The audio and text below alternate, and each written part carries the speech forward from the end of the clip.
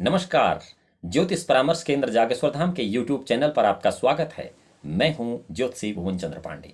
प्रिय दर्शकों, आज हाजिर हूं लेकर आपके लिए राशि और नक्षत्र क्या हैं इस विषय का वीडियो। राशि क्या है? मेष, वृष, मिथुन, कर्क, सिंह, कन्या, तुला, वृश्चिक, धनु, मकर, कुंभ, मीन। ये राशि क्या है और इन राशियों के ये नाम क्यों पड़े हैं? और अश्विनी से लेके रेवती तक की 27 नक्षत्र, जिनमें एक 19 घड़ी का अतिरिक्त 28वां नक्षत्र है, ये नक्षत्र क्या है?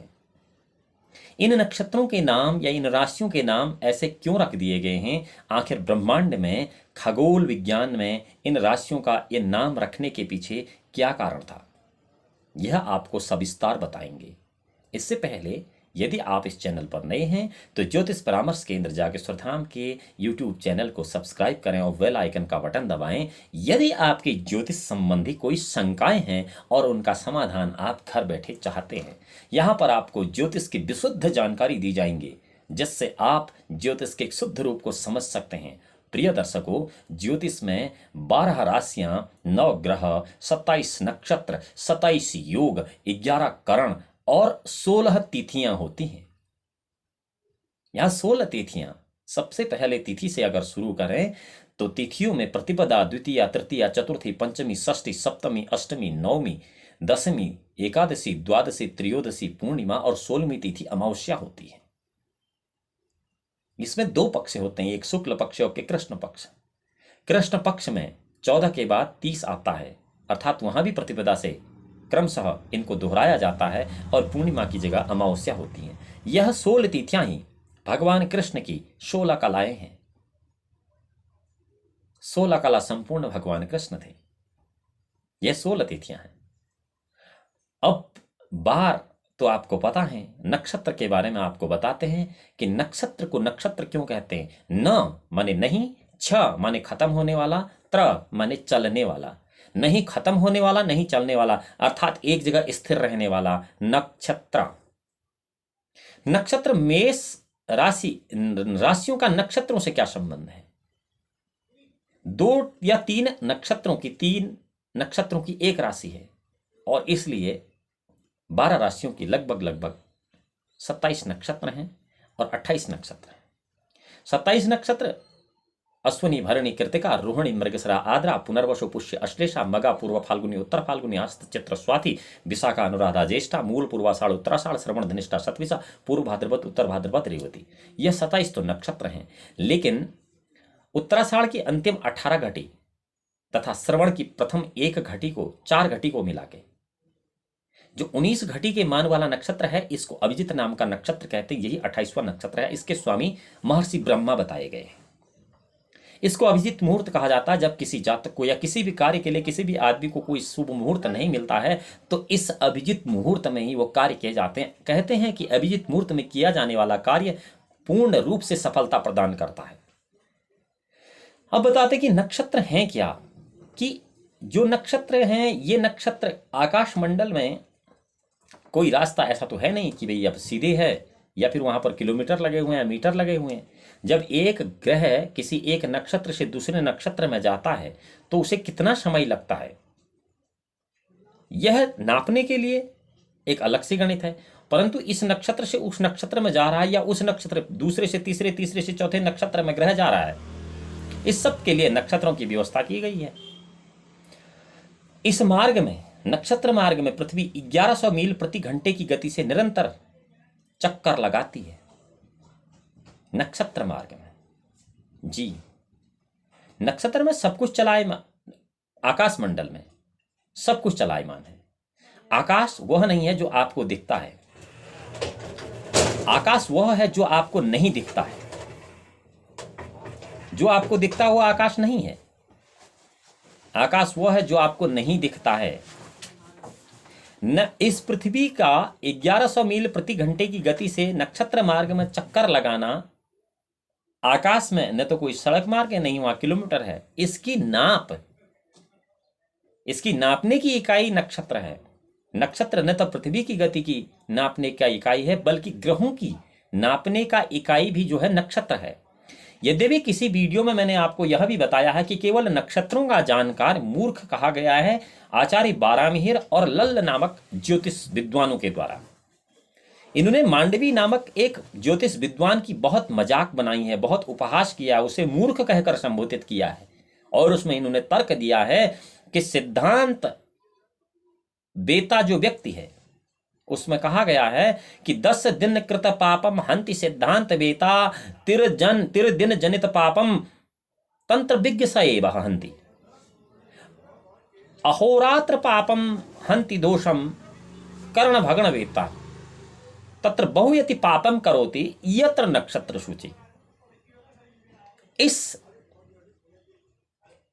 इस तर्क को देते हुए आचार्य बारामिहिर और लल्ल ने मांडवी नाम के ज्योतिषी की बहुत खिल्ली उड़ाई है। उनका कहना है कि केवल नक्षत्र का जानकार पाप कर दो। इसका अर्थ यह नहीं है कि नक्षत्र इतना अनुपयोगी है। नक्षत्र उपयोगी है। नक्षत्र 1 किलोमीटर या एक पैमाना है ब्रह्मांड में ग्रहों की गतियों को नापने के लिए। पृथ्वी भी एक ग्रह है, इसकी गति भी उसी नक्षत्र से नापी जाती है। कुल मिलाकर नक्षत्र न तो फलादेश का विषय है बल्कि नक्षत्र गणित का विषय है। अभी नक्षत्र के बारे में एक और बड़ी विडंबना है। कई बार लोगों से कहा जाता है कि आपका मूल नक्षत्र है, आपको नक्षत्र की शांति करानी पड़ेगी। आपका मघा नक्षत्र है, आपको नक्षत्र की शांति करानी पड़ेगी। आपका रेवती नक्षत्र है, आपको नक्षत्र की शांति करानी पड़ेगी। आप गंडमूल नक्षत्र में पैदा हो गए। यहां तक तो ये भी कहा गया कि गोस्वामी तुलसीदास ने जो रामायण लिखी है, किसी ने कह दिया कि वो भी मूल नक्षत्र में थे, उनको भी घर से छोड़ दिया गया। ऐसा इसका कोई साक्ष्य तो हमारे पास है नहीं, लेकिन इस बात को हम सर्वथा निरर्थक मानते हैं, क्योंकि ऐसा होता नहीं है। किसी नक्षत्र के शांति की आवश्यकता होती ही नहीं है। नक्षत्र के शांति की क्या आवश्यकता है? नक्षत्र 1 किलोमीटर है।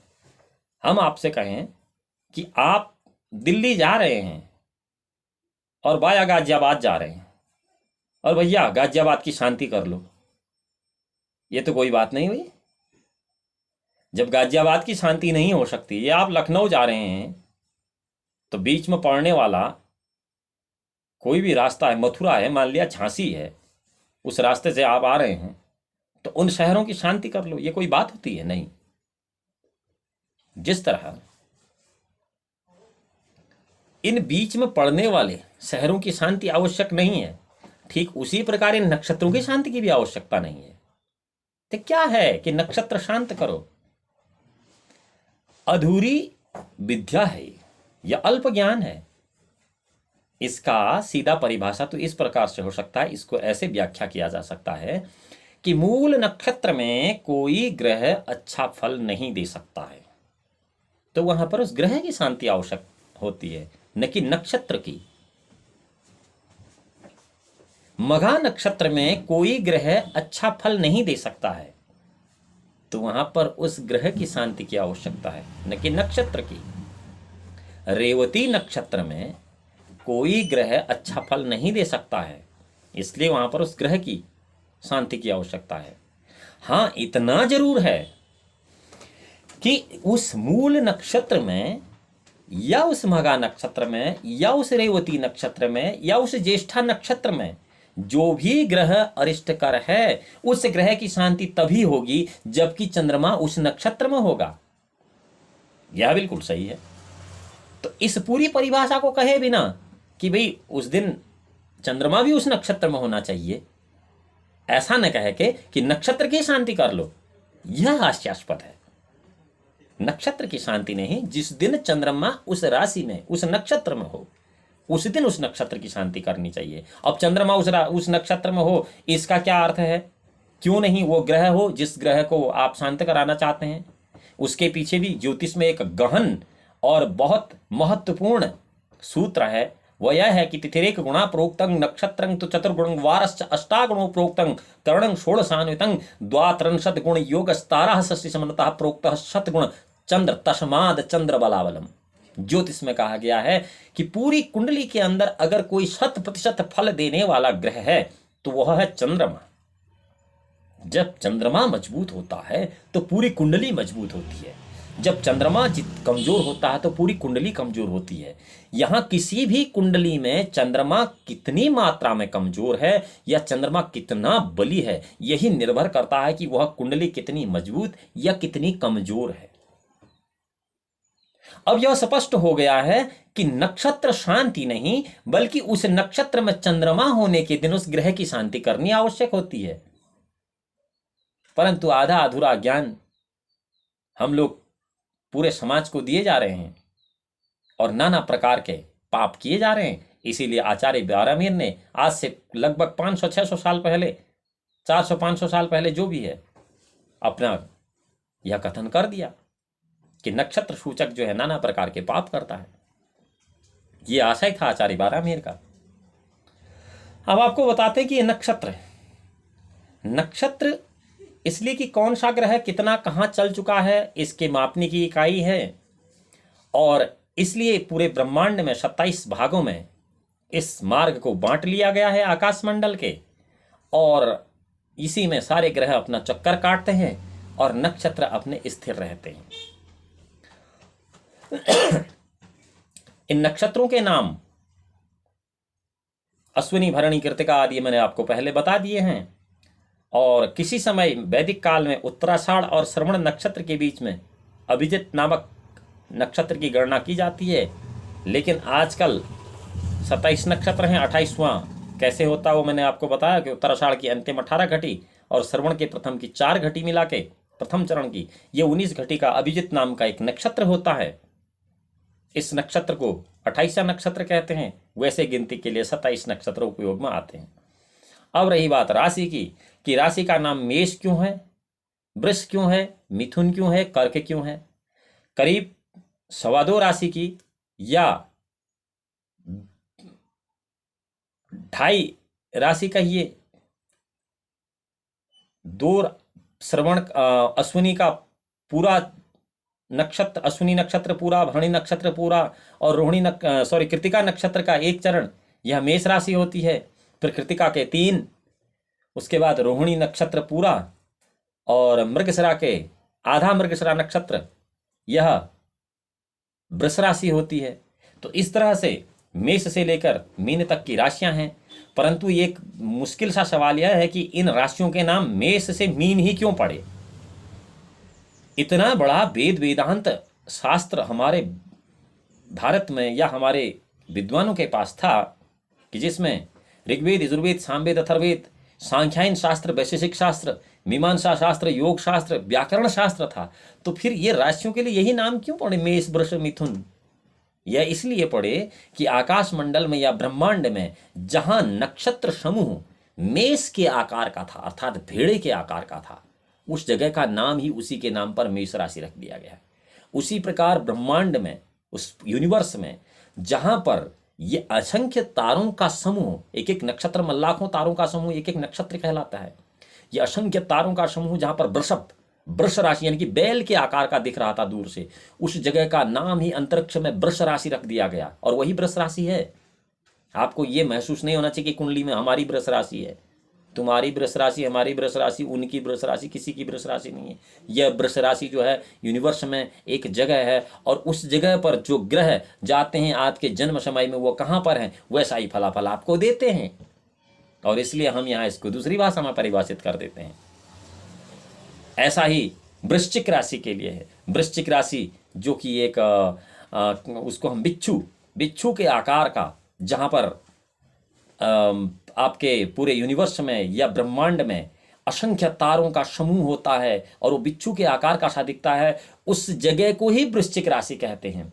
इसीलिए पहले के विद्वान ये पूरी ज्योतिषी गणना न करके आकाश के तारामंडलों से ही यह अनुमान लगा लेते थे कि शुक्र, यानी कि शुक्र तारा आज भी दिखता है। यही कोई जानकार व्यक्ति है और थोड़ा बहुत जानकारी रखता है ज्योतिष की, तो सुबह उठ के वो शुक्र तारे को देख सकता है आसानी से। बृहस्पति भी दिखता है, बुध तारा भी दिखता है, मंगल भी दिखता है, चंद्रमा तो सभी ने देख रखा है, सूर्य तो रोज दिखता है, सबको दिखता है। पर ये गणनाएं हैं। तो वृश्चिक राशि यानी कि बिच्छू के आकार का जहां पर असंख्य तारों का समूह है, उस राशि को ब्रह्मांड में वृश्चिक राशि कहा गया है। ऐसी सभी राशियों के नाम रखे हैं जहां पर असंख्य तारों के समूह नक्षत्र में बदल दिए गए हैं, और वो नक्षत्रों के समूह जहां पर जिस प्रकार का चित्र बना के सिंह राशि है, जहां पर असंख्य तारों के समूह नक्षत्र में बदले, और नक्षत्रों का समूह जहां पर शेर के आकार का साधा, उसे सिंह राशि कहा गया।